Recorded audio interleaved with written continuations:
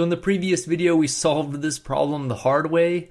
Maybe you watched it, maybe you didn't. Maybe you just skipped right to here and you're like, I don't even want to know the hard way. Just show me the easy way, please. Well, that's what we're going to talk about now. Turns out there's a trick.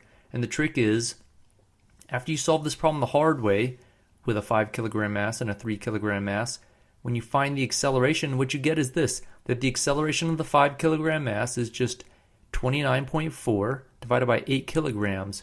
But when you do enough of these, you might start realizing, wait a minute, 29.4 newtons, that was just the force of gravity pulling on this 3 kilogram mass. In other words, the only force that was really propelling this whole entire system forward, or at least the only external force propelling it forward. And then 8 kilograms down here, you might be like, wait, 8 kilograms, that's just 5 kilograms plus 3 kilograms. Is that just a coincidence? Or is this telling us something deep and fundamental? And it's not a coincidence. Turns out you'll always get this. That what you'll end up with after solving this the hard way, you'll get that in the very end, you'll get all the external forces added up here, where forces that make it go, like this force of gravity, end up being positive, and forces that try to like resist the motion. So if there was friction, that would be an external force that tries to resist motion, would be up top. And then you get the total mass on the bottom. And this makes sense. The acceleration of this entire system, if we think about it as a single object. So if you imagined this was just one single object and you asked yourself, what's the total acceleration of this entire system? Well, it's only going to depend on the external forces. And in this case, the only external force making it go was this force of gravity right here. You might object, you might be like, wait, what about this tension right here? Isn't the tension pulling on this 5 kilogram mass making this system go?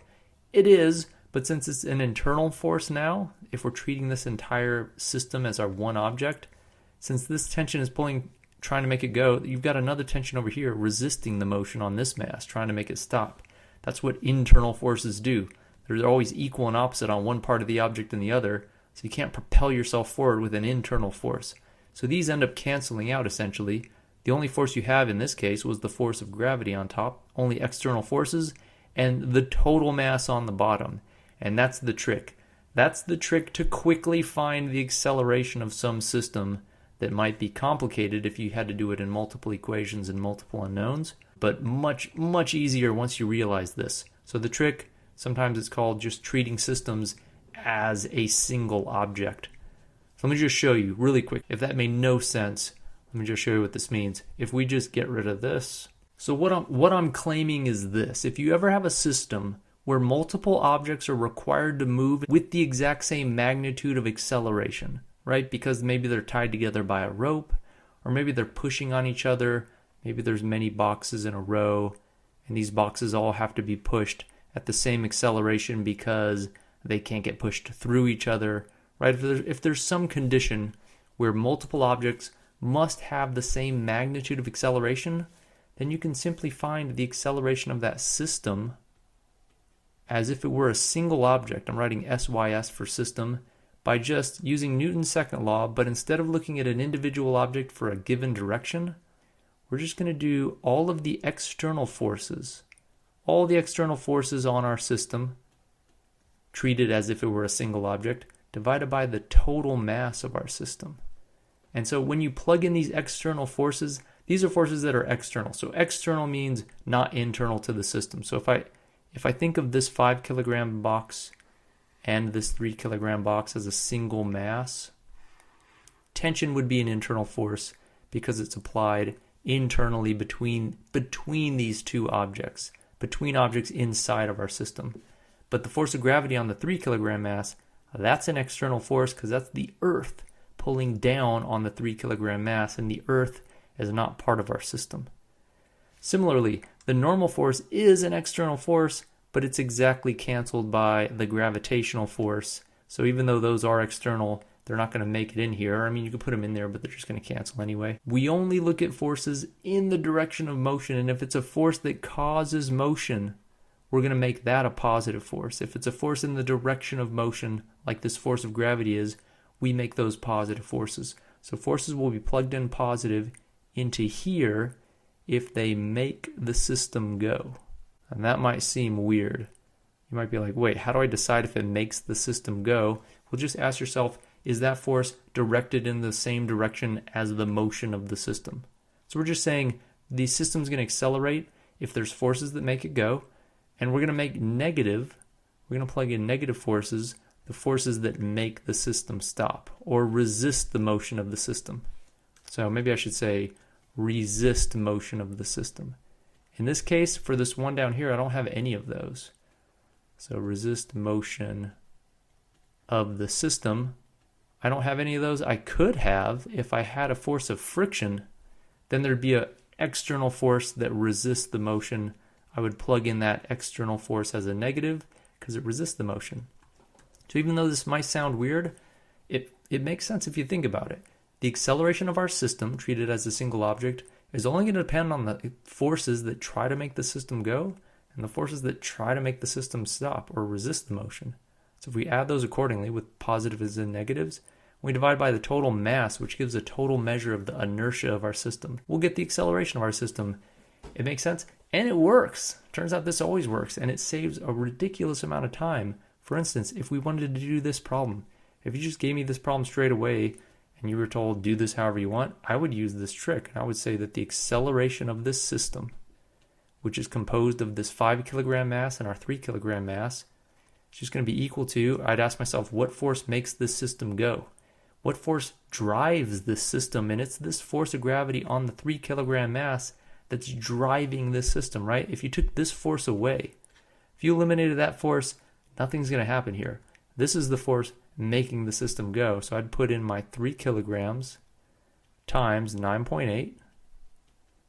And at this point, you might be like, well, okay, that gravity made it go. Should I include this gravity too?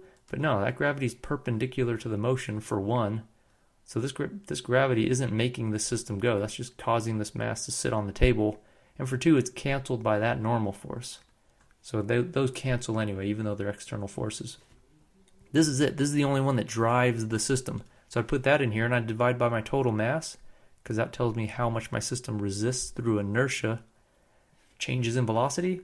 And this is what I get. I get the same thing I got before. I get back my 3.68 meters per second squared, and I get it in one line. I mean, this trick is amazing. And it works. And it works in every example where two masses or more masses are forced to move with the same acceleration.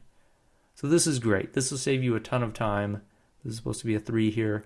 And to show you how useful it is, let's say there was friction. Let's say there was a coefficient of friction of 0.3. Well, now I'd have a frictional force. So there'd be an external frictional force here. It'd be applied to this 5 kilogram mass. I'd have to subtract it up here. So if I get rid of this, so it's not going to be 3.68 anymore. I'm going to have a force of friction that I have to subtract. So minus mu k, so the force of friction. I'll just put force of friction. And so to solve for the force of friction, the force of friction is going to be equal to, well, I know 3 times 9.8 is, let me just write this in here, 29.4 newtons minus the force of friction is given by, so there's a formula for force of friction. The force of friction is always mu k Fn. So the force of friction on this 5 kilogram mass is going to be mu k, which is 0.3.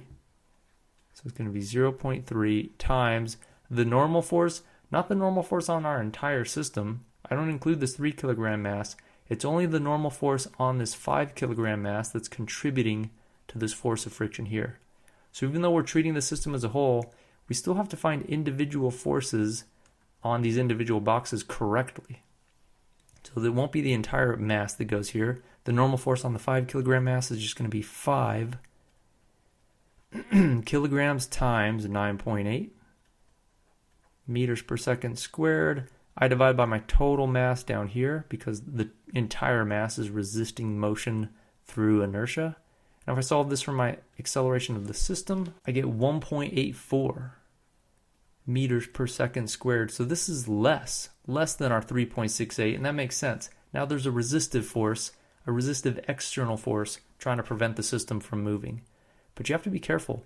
What I'm really finding here, I'm really finding the magnitude of the acceleration. This is just giving me the magnitude. If I'm playing this game where positive forces are ones that make it go, and negative forces are ones that resist motion, external forces that is, I'm just getting the magnitude of the acceleration. Individual boxes will have that magnitude of the acceleration, but they may have positive or negative accelerations. In other words, this 5 kilogram mass accelerating to the right going to have a positive acceleration. In other words, the acceleration of the 5 kilogram mass will be positive 1.84. And the acceleration of the 3 kilogram mass, since it's accelerating downward, will be negative 1.84 meters per second squared.